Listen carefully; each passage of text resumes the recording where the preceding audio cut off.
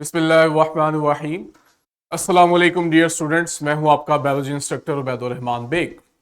आज जो ऑर्गेनल हम स्टार्ट करने जा रहे हैं ये है राइबोसोम्स। मैं पीछे इनका इंट्रोडक्शन आपको दे चुका हूं। राइबोसोम्स जो है इनका सेल में बड़ा इंपॉर्टेंट काम है, और वो काम क्या है?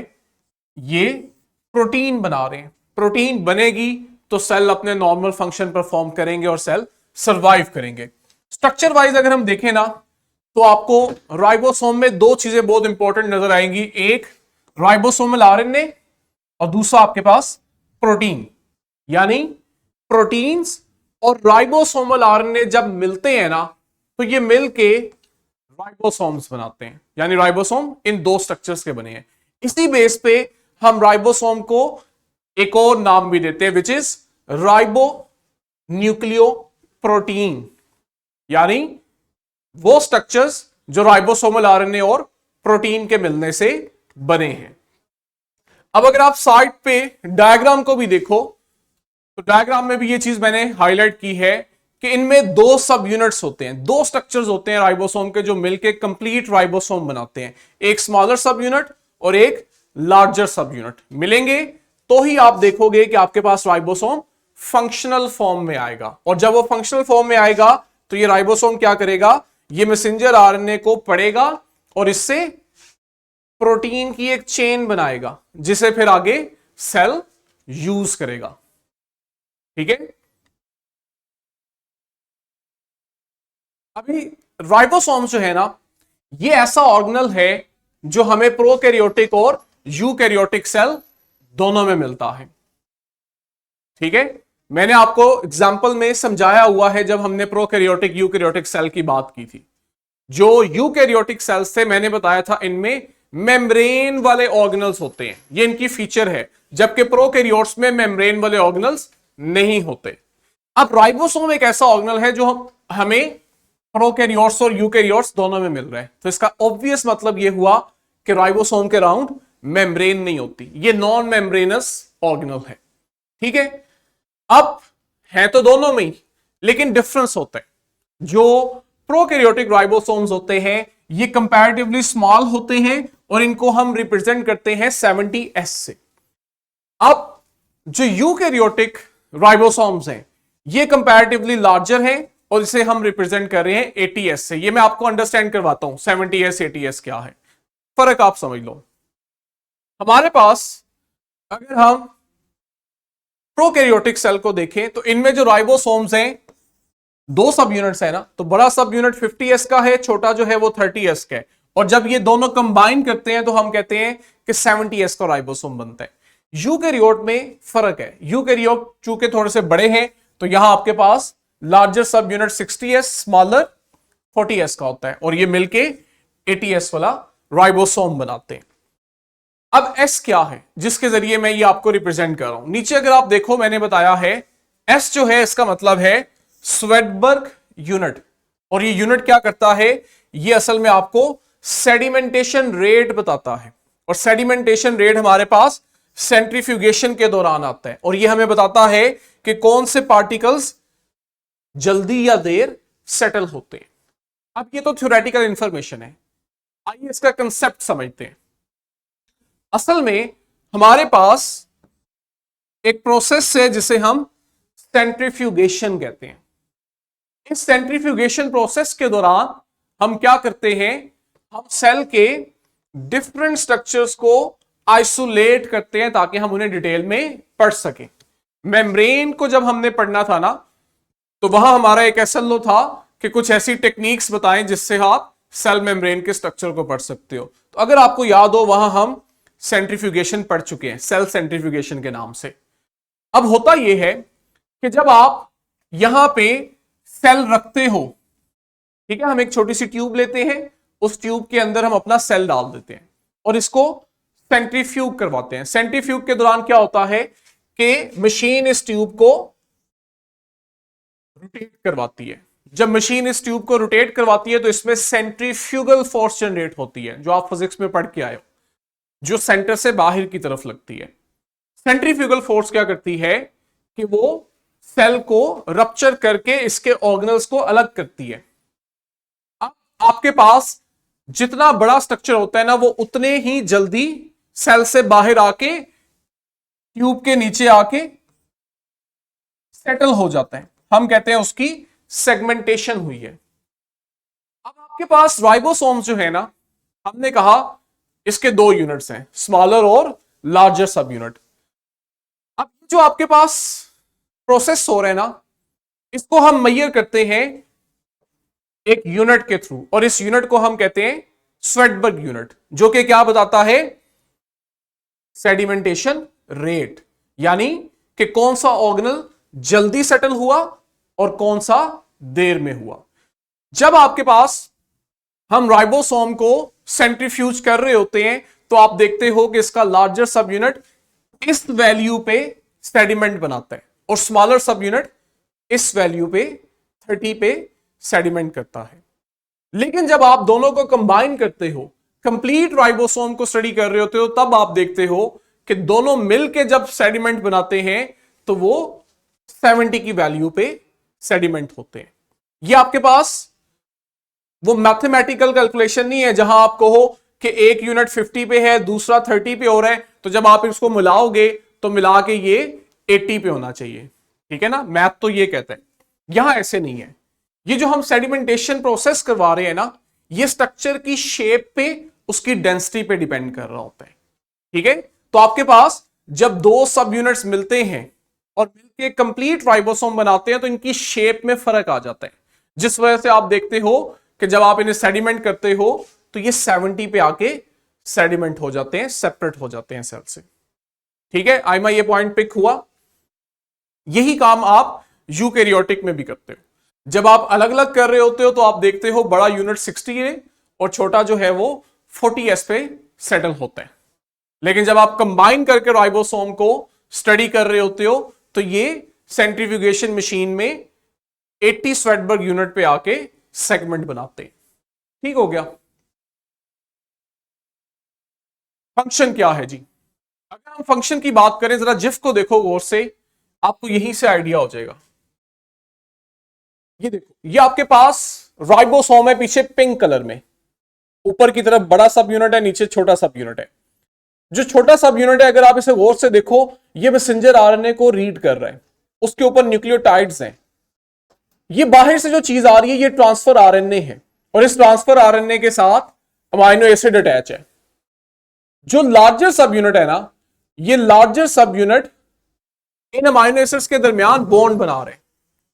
ये देखो, लार्जर सब यूनिट क्या कर रहा है, जो नया ट्रांसफर आरएनए आएगा जिसके पास अमाइनो एसिड है, ये उसे पहले से मौजूद अमाइनो एसिड चेन के साथ अटैच कर देगा, जिसकी वजह से आप देखोगे नए अमाइनो एसिड आते जाएंगे, चेन ग्रो करती जाएगी और अल्टीमेटली आपके पास एक प्रोटीन बनेगी, पॉलीपेप्टाइड चेन बनेगी। और ये काम कौन कर रहे हैं? राइबोसोमल सब यूनिट। तो इनकी इंपॉर्टेंस क्या है? पेप्टाइड बॉन्ड बनाने में इंपॉर्टेंट रोल है। पेप्टाइड बॉन्ड किन में बन रहा है? ये जो अमाइनो एसिड्स आ रहे हैं इनमें बन रहे हैं, और जब अमाइनो एसिड पेप्टाइड बॉन्ड से जुड़ते हैं तो ये प्रोटीन बनाते हैं, और ये काम राइबोसोम कर रहा है। अगर थोड़ा सा हम डिटेल देखें तो इनमें जो स्मॉलर सब यूनिट है ना, ये देखो डायग्राम में, इसका काम होता है कि डीएनए से जो मैसेंजर आरएनए आया है, ये उसके ऊपर मौजूद न्यूक्लियोटाइड सीक्वेंस को स्टडी करता है। ठीक है, उस सीक्वेंस की मदद से फिर आप देखते हो नया ट्रांसफर आरएनए आके यहां अटैच होता है और उसके साथ कोई ना कोई अमाइनो एसिड होता है।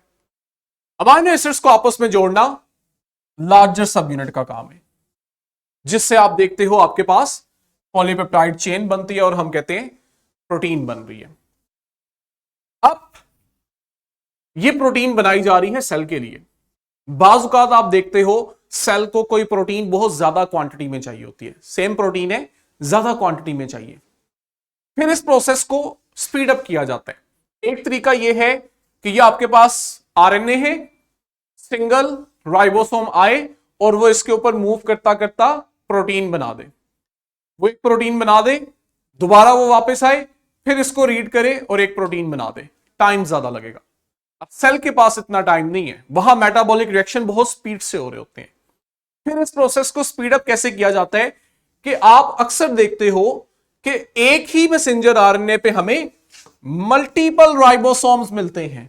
एक राइबोसोम मूव करता करता आगे आता है तो पीछे से एक और राइबोसोम आके उसी वक्त, अभी पहला अटैच होता है, दूसरा भी आके प्रोटीन बनाना शुरू कर देता है, पीछे एक और तीसरा आके प्रोटीन बनाना शुरू कर देता है, ताकि हम जल्दी से कम वक्त के अंदर इस आरएनए से ज्यादा प्रोटीन्स बना सकें।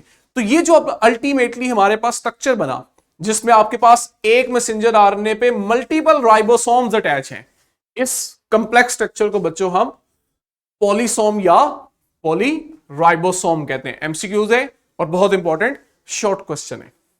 ठीक हो गया। कब हो रहा होता है ये प्रोसेस? आपको ऑब्वियस सी बात है किसी ऐसे टाइम पे चाहिए जहां पे सेल की एक्टिविटी बढ़ जाए। और सेल की एक्टिविटी कब बढ़ सकती है?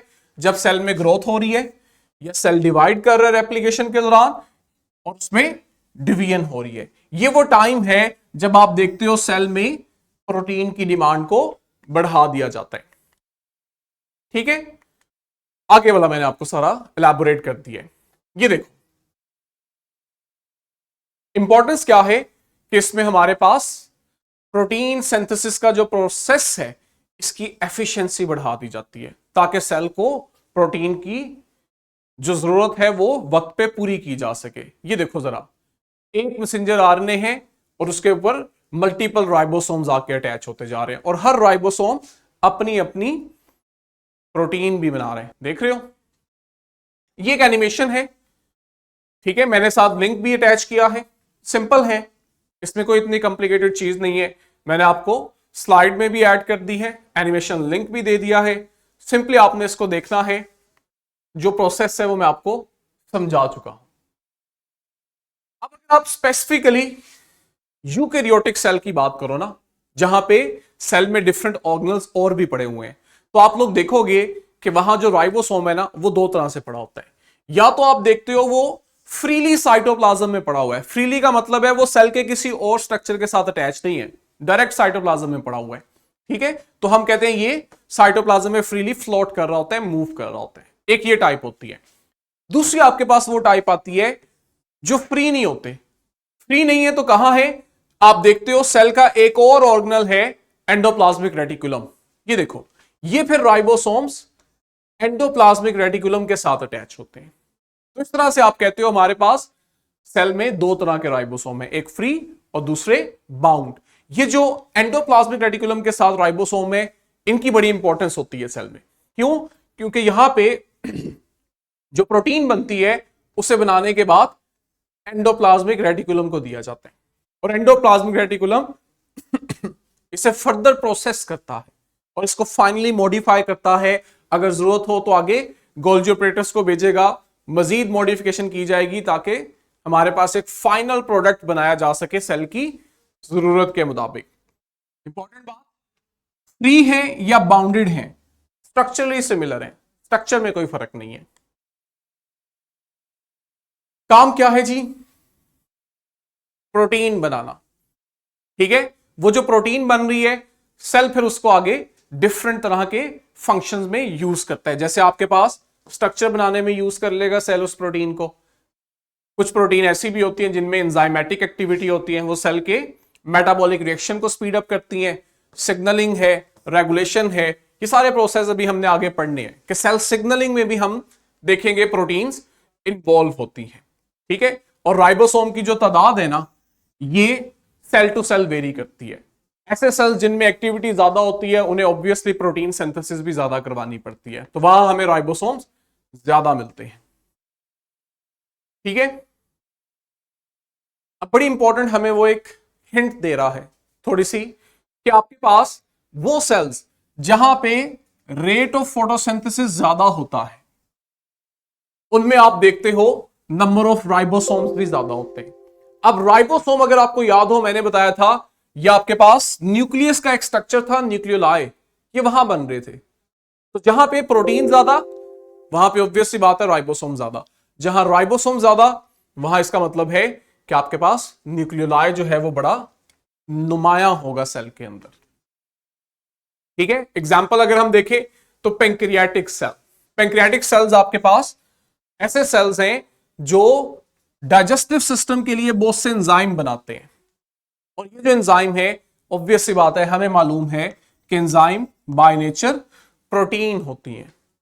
तो राइबोसोम्स पैंक्रियाटिक सेल्स में ज्यादा होंगे ताकि वो उसमें एंजाइमेटिक प्रोटीन्स बनाए और उन एंजाइमेटिक प्रोटीन को आगे डाइजेस्टिव सिस्टम में भेजा जाए। एक ऑर्गेनल हमारा कंप्लीट हुआ। सेकंड जो ऑर्गेनल हम पढ़ेंगे वो है एंडोप्लाज्मिक रेटिकुलम। आइमा कोई क्वेश्चन यहां तक, स्पेशली वो स्वेटबर्ग यूनिट वाली बात अगर समझ आ गई हो, कोई कंफ्यूजन है तब भी पूछ लो।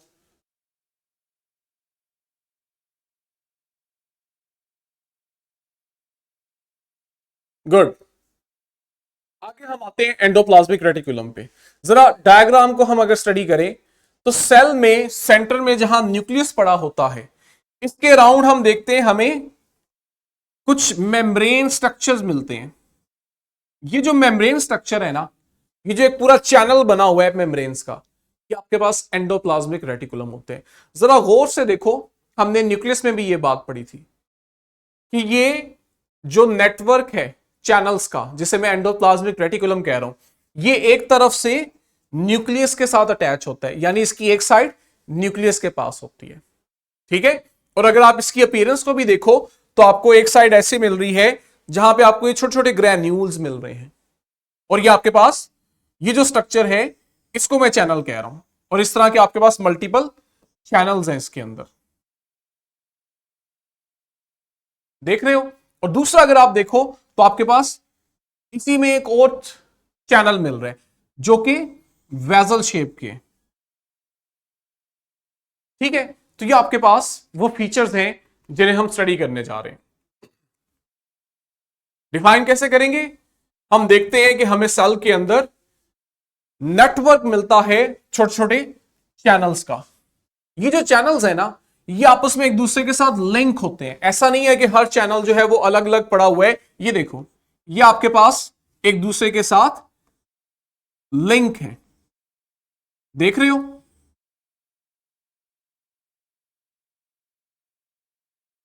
और ये पूरे सेल में हमें स्प्रेड किए हुए मिलेंगे।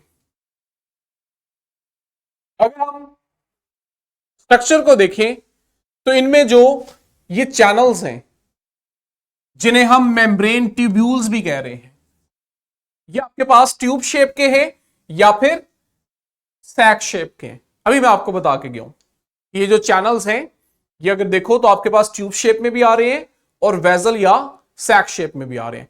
इन छोटे छोटे चैनल्स को बच्चों हम सिस्टर्नी बोलते हैं। ठीक है, ये लफ्ज याद रखना है, एमसीक्यूज के लिए भी इंपॉर्टेंट है। और एक साइड पे आप देखते हो कि ये न्यूक्लियस की आउटर मेम्ब्रेन के साथ कनेक्टेड होते हैं। अब ये जो चैनल्स है ना, इनमें अगर आप देखो तो आपको स्पेस मिलेगी। ये देखो, ये जिसको उसने थोड़ा सा लाइट पर्पल किया हुआ है, ये चैनल्स के अंदर स्पेस है। ठीक है, इस स्पेस को हम ल्यूमेन कहते हैं। ल्यूमेन का मतलब भी कैविटी होता है। एंडोप्लाज्मिक रेटिकुलम की ल्यूमेन है तो इसलिए हम इसे ईआर ल्यूमेन कहते हैं। ठीक, इसमें है क्या कि आपके पास ये जो वेजिकल है, मैं आपके पास सिस्टर्नी शो कर रहा हूं। बाहर की तरफ आप देखो तो आपके पास मेम्ब्रेन है जो इसको सराउंड किए हुए है। मेम्ब्रेन का मकसद क्या है कि बाहर जो साइटोप्लाज्म के अंदर चीजें पड़ी है ना, और जो एंडोप्लाज्मिक रेटिकुलम की ल्यूमेन में चीजें पड़ी हैं, इन दोनों को सेपरेट करते हैं ताकि वो चीजें मिक्स ना हो। तो मेम्ब्रेन जो है सिस्टर्नी की, ये अंदर ल्यूमेन में मौजूद कंटेंट को बाहर साइटोप्लाज्म के कंटेंट से अलग कर रही होती है, पार्टीशन प्रोवाइड करती है।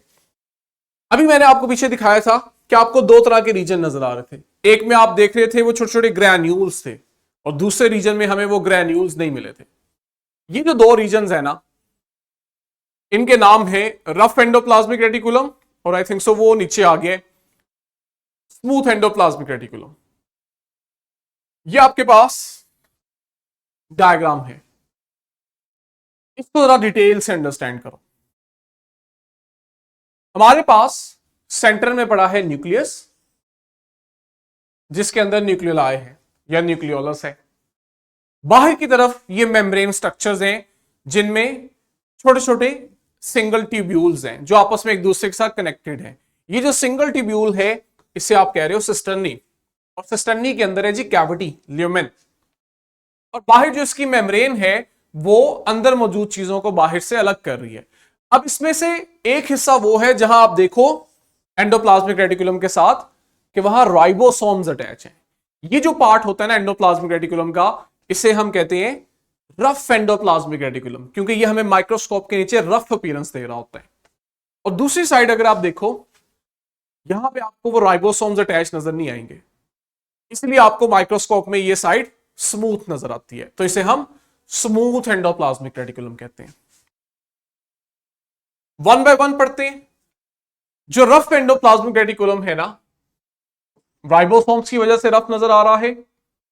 ये जो राइबोसोम्स हैं, अभी पीछे बताया था दो तरह के थे, फ्री और बाउंड। ये वाले आपके पास बाउंड राइबोसोम्स हैं, जो कि एंडोप्लाज्मिक रेटिकुलम के बाहर वाली सरफेस, जो साइटोप्लाज्म की तरफ सरफेस है, ये देखो वहां होते हैं। ये अंदर ल्यूमेन वाली साइड पे नहीं है, बाहर वाली साइड पे है। ठीक है। रफ एंडोप्लाज्मिक रेटिकुलम को जब आप देखते हो तो ये भी अगेन फ्लैट सैक्स होते हैं जिन्हें आप सिस्टर्नी कह रहे हो। ठीक है। और ये आपके पास न्यूक्लियर मेम्ब्रेन या एनवेलप तक गए होते हैं। और इनका काम क्या है, चूंकि यहां पे हमारे पास राइबोसोम्स आ जाते हैं, तो आप देखते हो कि आपके पास प्रोटीन की एक्सपोर्ट में इनका रोल होता है। बना राइबोसोम ही रहे हैं, लेकिन राइबोसोम अपनी प्रोटीन बना के रफ एंडोप्लाज्मिक रेटिकुलम को दे देंगे। रफ एंडोप्लाज्मिक रेटिकुलम जो है वो आगे उसमें मॉडिफिकेशन करेगी और उसे सेल से बाहर एक्सपोर्ट कर देगी। जैसे आप देखते हो प्लाज्मा सेल्स हैं।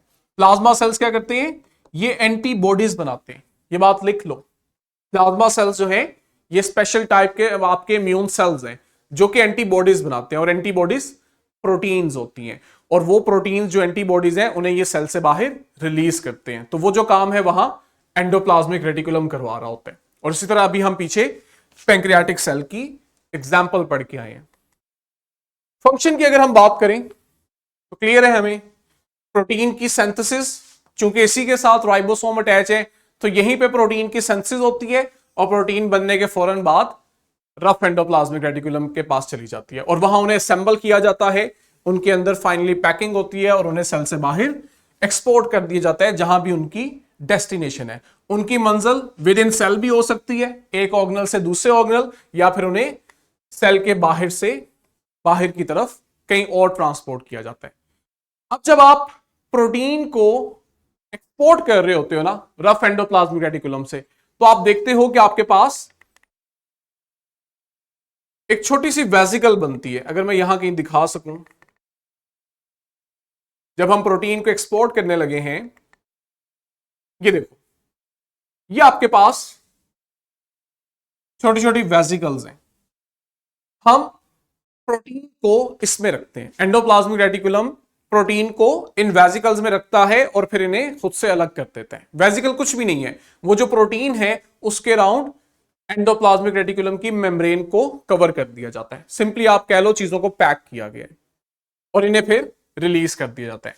अब कहता है कि ये जो वेसिकल एंडोप्लाज्मिक रेटिकुलम के जिस हिस्से से अलग हो रही होती है ना, अगर आप गौर करो, ये बड़ी इंपॉर्टेंट बात है, ये जो वेसिकल हैं जिनमें वो प्रोटीन्स हैं जिन्हें एक्सपोर्ट करना है, जब ये एंडोप्लाज्मिक रेटिकुलम से बर्ड ऑफ हो रही होती हैं, रिलीज हो रही होती हैं, तो ये एंडोप्लाज्मिक रेटिकुलम के उस हिस्से से रिलीज होती हैं जहां राइबोसोम्स नहीं होते। ठीक है, ये बड़ी इंपॉर्टेंट बात है। जिस जगह राइबोसोम्स हैं वहां से ये बर्ड ऑफ नहीं होते। तो ये जो राइबोसोम्स फ्री रीजन है ना एंडोप्लाज्मिक रेटिकुलम का, इसे बच्चों हम कहते हैं ट्रांजिशनल एंडोप्लाज्मिक रेटिकुलम। ठीक है, ये कौन सा एरिया है जहां पे बाउंड राइबोसोम्स एब्सेंट होते हैं, इसलिए आप देखते हो यहां से वेसिकल्स की फॉर्म में इन्हें एक्सपोर्ट किया जाता है। सेकंड आपके पास है जी स्मूथ। क्यों? क्योंकि ये आपको स्मूथ नजर आते हैं। और स्मूथ क्यों नजर आते हैं माइक्रोस्कोप में? क्योंकि एंडोप्लाज्मिक के इस हिस्से में राइबोसोम्स नहीं होते। ये भी आपके पास ट्यूबुलर नेटवर्क ही है। फंक्शन अब थोड़ा सा डिफरेंट है, और इसका फंक्शन सबसे इंपॉर्टेंट लिपिड मेटाबॉलिज्म। ठीक है, रफ एंडोप्लाज्मिक रेटिकुलम प्रोटीन से रिलेटेड, और जो स्मूथ है ये आपके पास लिपिड्स से रिलेटेड। यहां आप देखते हो सेल के बहुत ही इंपॉर्टेंट लिपिड्स बन रहे होते हैं, जैसे फॉस्फोलिपिड और स्टीरॉइड्स हो गए। स्टीरॉइड्स बहुत इंपॉर्टेंट होते हैं, ये आगे हम पढ़ेंगे। ये डिफरेंट सेक्स हार्मोन्स भी बना रहे होते हैं। इसी तरह बहुत इंपॉर्टेंट काम डिटॉक्सिफिकेशन और साथ ही साथ मेटाबॉलिज्म ऑफ कार्बोहाइड्रेट। तो लिपिड का मेटाबॉलिज्म भी, कार्बोहाइड्रेट का मेटाबॉलिज्म भी। और इसी के साथ आप देखते हो जो आप ड्रग्स लेते हो, जब आप ड्रग ले रहे होते हो ना, तो वो टॉक्सिक होती है, बॉडी उसे डायरेक्ट यूज नहीं करती। सबसे पहले आप देखते हो उसे डिटॉक्सिफाई किया जाता है। और डिटॉक्सिफाई कौन करता है? Smooth endoplasmic reticulum. ठीक है, ड्रग्स को भी और टॉक्सिन को भी। कैसे डिटॉक्सिफाई करते हैं? कि सिंपली वो वाटर में सॉल्युबल नहीं होती, उन्हें इस तरह से मॉडिफाई करता है कि वो वाटर में सॉल्युबल हो, ताकि हमारी बॉडी सेल उसे यूटिलाइज कर सके। ठीक है, और आपके पास चूंकि स्टीरॉइड बना रहे हैं, और आगे से हम उन स्टीरॉइड को यूज करते हैं सेक्स हार्मोन्स में, जैसे एस्ट्रोजन और टेस्टोस्टेरोन है। तो ये भी इसका इंपॉर्टेंट फंक्शन है। एनिमेशन है आपके पास, ये आप लोगों ने देखनी है।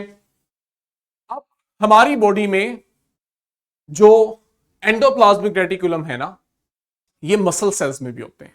मसल सेल्स में जो इनकी स्पेशल टाइप होती है ना, उन्हें हम कहते हैं सार्कोप्लाज्मिक रेटिकुलम।